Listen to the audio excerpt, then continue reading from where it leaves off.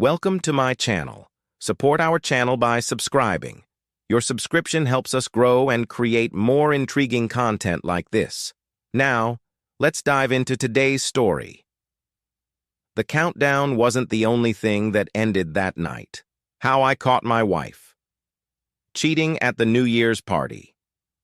The winter air had a biting chill, but the grand manor where Lucas's New Year's Eve party was being held glowed with warmth and festivity. Ethan adjusted his tie as he glanced at Clara, who was seated next to him in the car. She looked stunning, her sequined dress catching the faint streetlights as they drove. Yet despite her beauty, there was a wall between them, one that had been growing taller over the past year. Their marriage of 8 years had been, at least on the surface, the kind people admired. They were the couple who hosted dinners, traveled often, and laughed in sync. But the past year had been different. Clara had grown distant, often retreating into her phone or finding reasons to stay late at work. Ethan had tried to bring it up once, but she dismissed his concerns, saying he was imagining things. Tonight, as they pulled into the manor's driveway, Ethan couldn't shake the feeling that something was amiss. Clara seemed unusually excited, her energy heightened as she stepped out of the car and greeted Lucas with a hug that lingered just a second too long. Lucas, Ethan's best friend since college, flashed his usual charming smile, but avoided Ethan's eyes. The party was in full swing, with laughter, clinking glasses, and the soft hum of jazz filling the grand hall. Ethan took a glass of champagne and scanned the room, feeling like a stranger among familiar faces. Clara was the center of attention as usual. She flitted from group to group, her laughter ringing out like a bell. Ethan watched her with a mix of admiration and unease. She seemed almost too happy tonight, her smile too wide, her movements too graceful. His discomfort deepened when he saw her talking to a man he didn't recognize. Tall, well-dressed, and confident, the man leaned in as Clara whispered something into his ear. Ethan's stomach churned. He told himself he was being paranoid, but the seed of doubt had been planted. He tried to distract himself by engaging in conversation with a few colleagues, but his eyes kept drifting back to Clara. She was now by the piano, laughing at something the man had said. Lucas approached him then, clapping him on the back. "You okay, man?" Ethan hesitated before replying. "Yeah. Just tired, I guess." Lucas's smile faltered for a split second, and Ethan caught it. "She's just having a good time. Don't overthink it," Lucas said, almost too quickly. The comment, instead of reassuring Ethan, only added to his unease. As the night wore on, Ethan couldn't ignore the mounting evidence. Clara seemed to find excuses to leave his side, always claiming she needed to check on something or speak to someone. Each time, Ethan noticed her gravitating back toward the same man. Finally, unable to bear the gnawing suspicion any longer, Ethan decided to follow her. He waited until she excused herself again and slipped out of the crowded room. Keeping a safe distance, he trailed her through the manor's labyrinthine halls. She turned a corner and entered a dimly lit study, closing the door behind her. Ethan's heart pounded as he approached the door.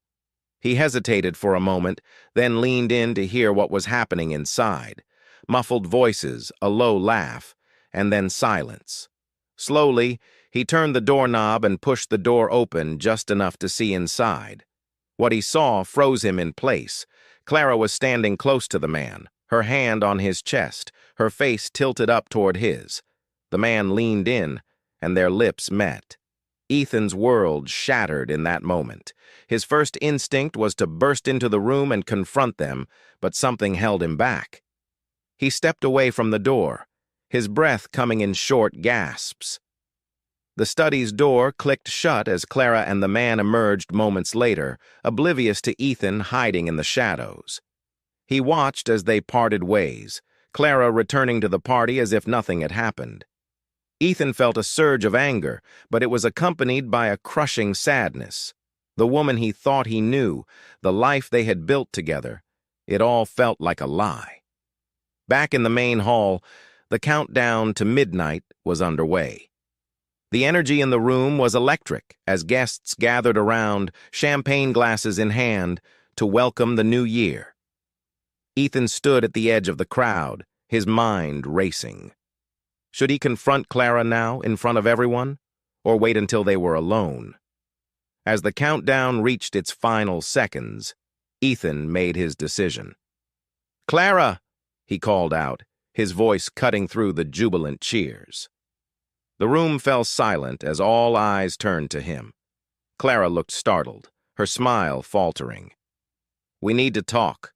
Now," Ethan said, his tone leaving no room for argument.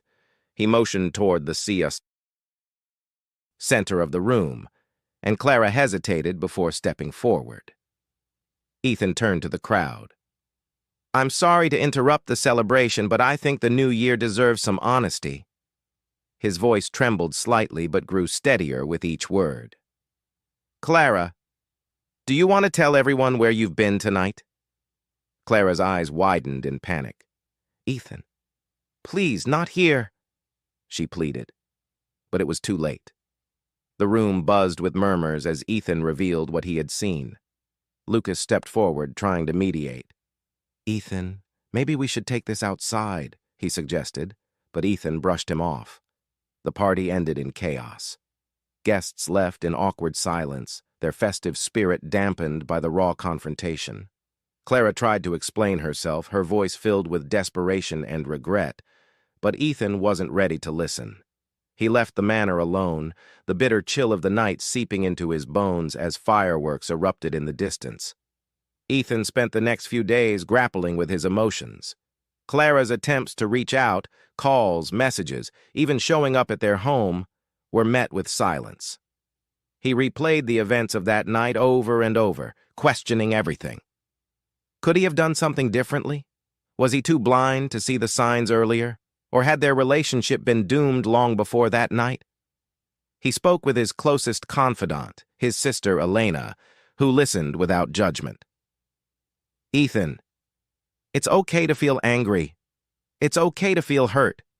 But you need to ask yourself what you want moving forward. Do you want to try to fix this? Or is it time to let go?" In the end, Ethan chose self-respect over reconciliation.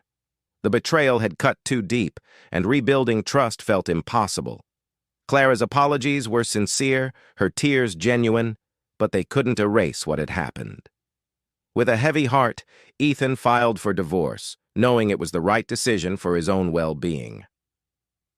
On January 2nd, Ethan booked a solo trip to Italy, a place he had always dreamed of visiting but never had the chance.